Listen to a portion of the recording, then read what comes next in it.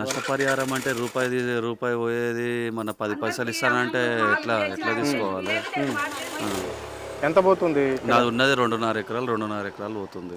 Land విలువ ఎంత ఉంది? ప్రజెంట్ మార్కెట్ ప్రైస్ అయితే ప్రైవేట్ వాల్యూ ప్రకారం అయితే 5 CR పోతుంది. ఉమ్, ఇప్పుడు రోడ్ వస్తే మాత్రం అది ఎక్స్ట్రా డబుల్ 10 టైమ్స్ ఎక్కువ పెట్టుకోండి అది. మళ్ళీ దానికి ఏమి ఇస్తారు అనేది మా కాంపోజిషన్ రివీల్ చేయట్లేదు. గవర్నమెంట్ అది అలాట్మెంట్ అనేది చేంజ్ చేసారు వాళ్ళు.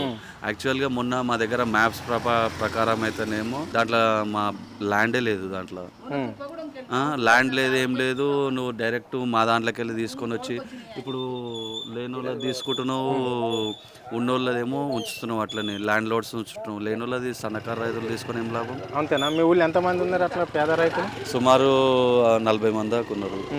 ఆ. 40 మంది అంటే సన్నకారు చిన్నకారు మొత్తం 2 ఎకరాలు 3 ఎకరాలు లేదా? అన్ని కులాల వాళ్ళు ఉన్నారా? అందరు ఉన్నారు. బీసీ ఎస్సీ ఎస్టీ వాళ్ళు ఉన్నారు. ఇంకా వేరే క్యాస్ట్ ఇప్పుడు 330 ఫీడ్స్ తీసుకుంటే ఏం లాభం చెప్పండి, నాకు తెలియక అర్థం కాదు. గీడ శ్రీశైలం హైవేకి ఏమో 6 లైన్ రోడ్ వేయనికనేమో శాత కాదు. గడ మన కొత్తూరు గేట్ దగ్గర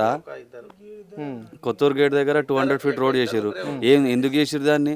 ఆ ఒడ్లు ఆరబెట్టుకోనికి, మన మక్కలు ఎండ పెట్టుకోనికి ఆ రోడ్ చేసింది. నువ్వు దాంట్లో షేప్ రానా ఎంబడి రాజు చూపిస్తా, ఆడ ఏం లేదు. మొత్తం ఓడు కూడా ఓడి 330 ఫీట్ రోడ్ తీసుకొని ఏం లాభం అని కొంచెం తక్కువ వేయండి, 150 100 ఫీట్ రోడ్ వేసుకొని ఫ్యూచర్లో పెట్టుకుంటే అదో లెక్క. ఇప్పుడే 330 ఫీట్ చేసుకొని ఏం లాభం?